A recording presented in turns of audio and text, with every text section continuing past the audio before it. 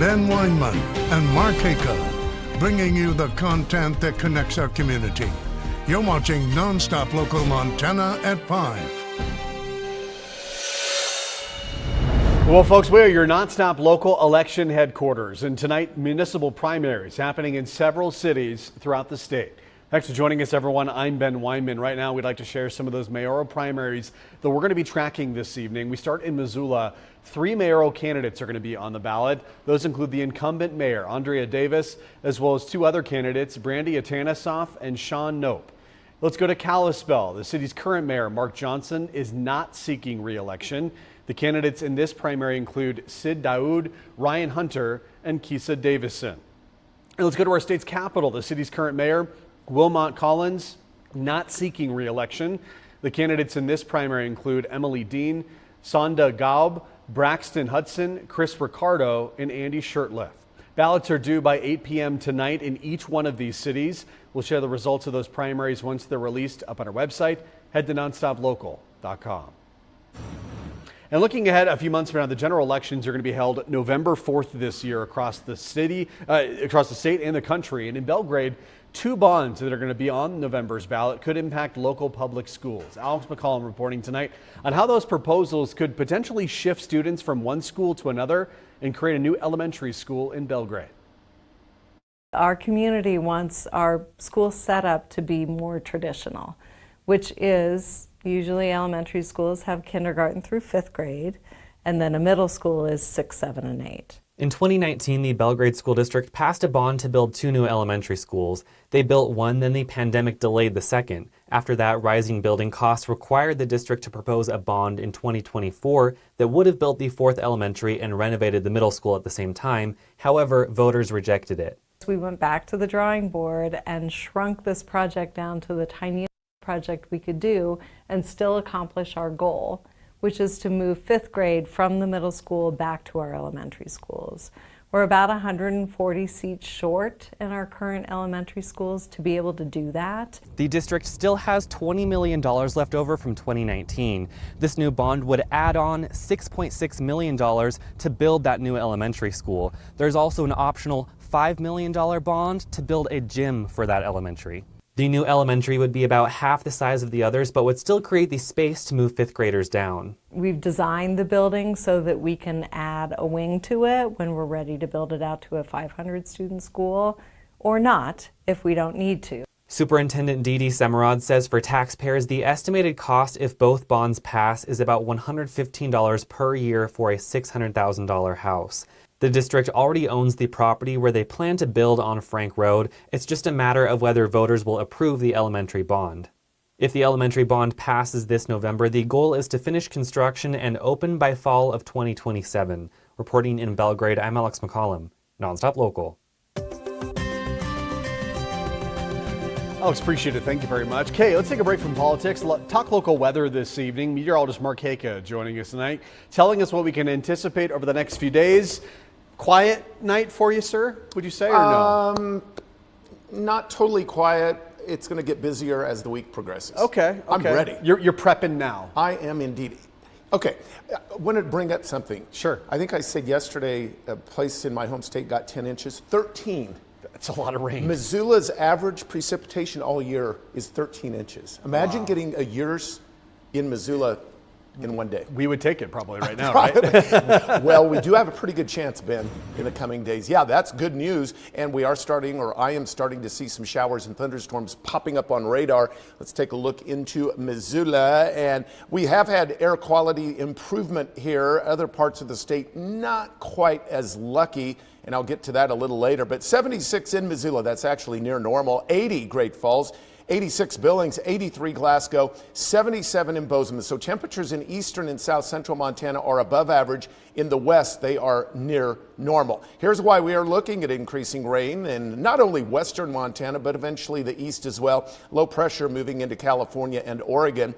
Through this evening, we do have a threat of a few thunderstorms central western and south central areas of the state, and we are beginning to see that, although the most widespread rain is in Yellowstone Park in Idaho. But as you can see, south of Libby, we have a few showers and thunder showers on the divide between Kalispell and Conrad, and also between Lewistown and Great Falls. There's a pretty good general area of rain now moving into Salmon, Idaho, and there's the Yellowstone rain also near West Yellowstone and Big Sky. Missoula, you have a pretty good chance of seeing some of those showers and thunder showers developing. Temperatures in the 70s down to 69 at 9. Billings, dry, warm, 84 at 7 down to 75 at 9. Great Falls, 30% chance of showers and thunderstorms, 80 at 7, down 10 by 9. Elsewhere, Helena, 30% chance early, temperatures dropping to the upper 60s.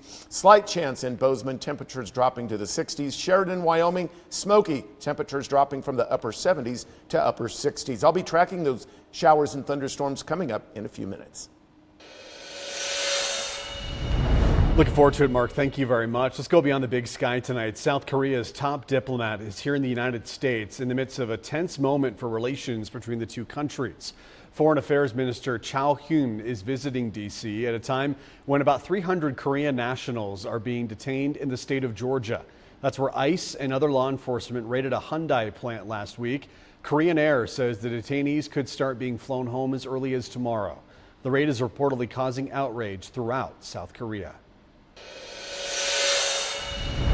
Locally here in Montana, we're also seeing authorities cracking down on illegal immigration. The U.S. Attorney's Office, District of Montana, says a Mexican man who re-entered our country illegally was just sentenced for his crimes. According to court documents, in December of last year, Rignaldo Diaz Chinta, a Mexican citizen, was arrested in Bozeman for obstructing a peace officer and for 2 outstanding warrants. Upon further investigation, law enforcement learned that Diaz Chinta had already been removed from the U.S. for illegal entry back in June of 2022. In May this year, he pled guilty to illegal reentry, and yesterday he was sentenced to 1 year and 3 months in prison and 3 years of supervised release. In more local crime this evening, a woman from California was recently sentenced for trafficking drugs into the Rocky Boys Indian Reservation. According to court documents, in May of last year, law enforcement executed a search warrant at a home in Box Elder and caught Ashley Cortez trying to destroy evidence. During that search, law enforcement seized over 64 grams of meth, almost 100 grams of cocaine, and about 64 fentanyl pills. In April of this year, Cortez pleading guilty to conspiracy to possess with intent to distribute controlled substances. Yesterday, she was sentenced to 10 years in prison and 5 years of supervised release. Scam alert for you tonight that is targeting Montanans, and it's honestly revolting. The Ravalli County Sheriff's Office says scammers are sending letters containing sexually explicit images of children, and it's happening in multiple communities throughout the state as well as nearby states. The letter demanding that the recipient of the note send Bitcoin to the sender, and says if the recipients do not comply, the sender will upload that material to the recipient's electronic devices. The letters containing those threats have no return address, a printed mailing label, a Canadian stamp with a design depicting islands and water, and a Canadian postal scan mark. The Sheriff's Office says the letter contains images that are extremely disturbing and graphic. Those images, by the way, are illegal to possess and must be handled as little as possible to prevent the loss of potential evidence. So folks, if you receive a letter matching that description in your mailbox, do not open it. Instead, reach out to your local law enforcement immediately. In Missoula tonight, the police department sharing more information regarding a recent crash. They say just before 8:30 last night, their team responded to the 800 block of West Broadway where a driver hit a pedestrian. That pedestrian, a 40-year-old woman, sustained a serious head injury and was rushed to a hospital to receive further medical care. The driver's reportedly been cooperative with the investigation. No arrests have been made at this time. The incident does remain under investigation. And in Mineral County, the Sheriff's Office is also investigating a crash that involved a pedestrian that happened in their community this morning. Shortly after 9:45, their team got a call reporting the crash, which happened near mile marker 15 on I-90. Life-saving measures unsuccessful. The pedestrian was pronounced dead at the scene of the wreck. The driver is reportedly cooperating with the investigation into the crash. Montana FWP says they're investigating multiple acts of vandalism throughout our public parks and public trails. FWP says a bathroom at the Rainbow Dam trailhead was extensively spray painted and vandalized. In another incident, vandals destroyed some recently planted trees at Giant Springs State Park. And at Sluice Boxes State Park, a fence was knocked down and damaged. If you have any information regarding any of these crimes, you can send it into tips to FWP at tip-mont.mt.gov. You might be eligible for a $1,000 reward via cash. Well, Montana's top health official for American Indian Health is stepping down. The state health department confirmed that Stephanie Ironshooter resigned from her position as director of the Office of American Indian Health earlier this month. Her last day was September 2nd. DPHHS Director Charlie Brennerton issuing a statement today thanking Ironshooter for her dedicated service, saying, quote, "We are grateful for Stephanie's dedicated service to Montana's American Indian population. At this time, Heidi DeRoche, the Office of American Indian Health Programs Officer, will serve as the acting director." Brennerton went on to say that the department remains committed to working with all Montana tribes to meet the health needs of our tribal communities.